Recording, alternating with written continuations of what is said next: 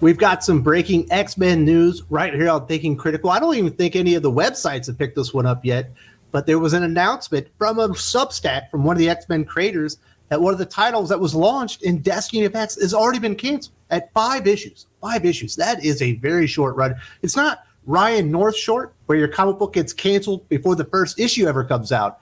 But getting canceled after 2 issues is quite spectacular. And this time we had a comic book that was essentially the exact same thing as it was before. It was Excalibur. They put a new coat of paint on it, called it Knights of X, but essentially it was the exact same thing that it was before. And this time, shockingly, because of the law of diminishing returns, it failed in a matter of weeks instead of a matter of months. And there's some really interesting lessons we can learn here. And the craziness within the X-Men office, the X-Slack, whatever you want to call it, the idea that they're being successful, and they did it. And I got this really funny quote that was talking about the end of Excalibur heading into Knights of X and how proud Tini Howard was. And I'm not saying she shouldn't be proud, but we can still have a grip on reality and understand what success actually looks like. Getting your comic books canceled because they weren't selling isn't successful. But I don't think that's the barometer. That's not the bar that's being set at Marvel Comics within the X-Men office, really in all of comic books. It's a lot of really strange things going on. I know a lot of these people did grow up during the participation award where everyone, if you tried hard, you didn't have to try hard. Just as long as you showed up, you got recognition as if you had accomplished something. Just showing up for an entire generation of people, not just in comic books, but really nationwide within America, within the job force market, they think that is the accomplishment. They don't realize you actually have to be successful in comparison to your peers. You need to have people wanting to buy your comic books if you're a comic book writer. That did not happen. This is what Tini Howard had to say in her Substack. You're all loving the book. Speaking of Knights of X, and I'm loving that you're loving it. I know some people are upset about not seeing a continuation in previews, and I get it. This industry is crazy, and no one tells anyone anything, so I'll tell you. Knights number 5 is the last issue of that book. They literally, and I do mean literally, solicited this damn thing as an ongoing series. They never mentioned that it was truncated into a miniseries to let people know, hey, listen, if you're not into miniseries, if you were expecting ongoing, this might not be the place for you. We've decided to change course. The only person that has even told anybody is Tini Howard, and now yours truly getting the word out there. And we're seeing this a lot more. And Doc likes to joke on the channel and on Comics Aficionados that everything released by Marvel Comics is a miniseries nowadays. In a lot of cases, that does feel true. But this is particularly egregious, and it's just bad planning because they knew, they being Marvel Comics, C.B. Cebulski, Tom Brevoort, Jordan White, who happens to be one of the bigwigs in the X office. He is the bigwig. He's the guy in charge. They knew that Excalibur wasn't selling. It wasn't doing very good. It wasn't moving a whole lot of units. There wasn't a lot of interest in Excalibur, even though it had kind of set up the 10 of Swords event that was extremely unproductive, didn't really move more comic books than X-Men was before that. And I think a lot of people jumped off because of how poor the quality of that story was. A lot of that was because Tini Howard and her ideas within Excalibur were incorporated and so necessary into that story. It just poisoned whatever magic Jonathan Hickman could have put into that story as he was doing that Apocalypse and the original Four Horses returning from Araco story that people were actually looking forward to. They incorporated all this crappy Excalibur stuff, which was a very, very poor comic book. The art was okay, but the story itself, trash. Characterization, trash. And the dialogue, which is probably Tini Howard's biggest Achilles heel as a comic book writer, double trash. Not shockingly, people weren't excited about it. And now it has been unceremoniously dumped after 5 issues. A very, very limited series, even by Marvel Comics standards in 2022. But she goes on and lets us know, but we're not done. We're about to take Betsy on maybe her greatest ride yet. And some very special people close to her are coming along too. But to do it the way we wanted involved a big ol' exciting pivot. Our Captain Britain isn't going away. And I'm not done telling stories with her. And thankfully, Betsy and I seem to be permitted to still do so. Why are they permitted to still do so? The sales have been absolutely atrocious. The story is bad. But once again, it failed again, just like Excalibur. Now Knights of X has failed. And they're going to put a new coat of paint on it. This time, it's going to be a special limited event series. Oh, my goodness. But the big problem is the 2 main ingredients why Excalibur and Knights of X failed are still going to be there. Tini Howard and her terrible characterization, terrible stories, and terrible dialogue are still going to be front and center, and we're also going to get the new Captain Britain. No one asked for Betsy Braddock to ever become Captain Britain. People like Brian Braddock as Captain Britain. Wasn't featured a whole lot, but that is the accepted and really the only Captain Britain out there. But no, we got to do another mantle swap with this character, even though Betsy Braddock is an established character. I don't even know why they did it. It was completely unnecessary, and people have rejected it outright. But the story's not over because Jordan White, the group editor at X-Men, is a complete buffoon, and he doesn't know when to say no. He knows when to cancel a series because the sales are so bad. But you know what? Maybe we just had the wrong title. Maybe we just didn't have good covers. Maybe it was the artist. Maybe it was Marcus Toe was the problem with Excalibur, and Bob Quinn was the problem with Knights of X, which I say balderdash because Bob Quinn's a damn good artist. That should have been a helpful selling point for Tini Howard's Knights of X, but it failed once again. Now, how does this keep happening? Why do we keep giving these people chance after chance after chance as they continuously fail? This is why. This is the mindset of Tini Howard, and I don't mind people being positive, but you also have to understand and accept reality. This is what Tini Howard had to say when Excalibur ended and she was getting ready for Knights of X. This is from her Substack newsletter from January 11th of 2022. I don't know if I'll ever again experience a creative process quite like I have in the X office, and that would have been the case even without the pandemic. We were given incredible runway, unprecedented space, and trust to spread out and build a society. We were given a whole new way to try and make superhero comics, and it worked. I wanted to build an X-Men story built on crazy things like Alan Moore essays and anthropological ideas about magic, and we fucking did it. Here's the problem.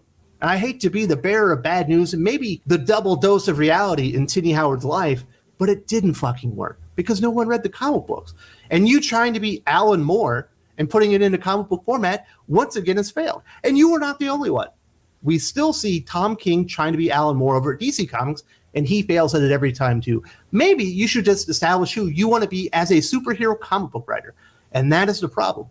Tini Howard does not want to be a superhero comic book writer. Tini Howard wants to be writing Dungeons and Dragons. Tini Howard wants to be writing Magic the Gathering stories. Tini Howard wants to be taking her LARPing stories and incorporating them into X-Men.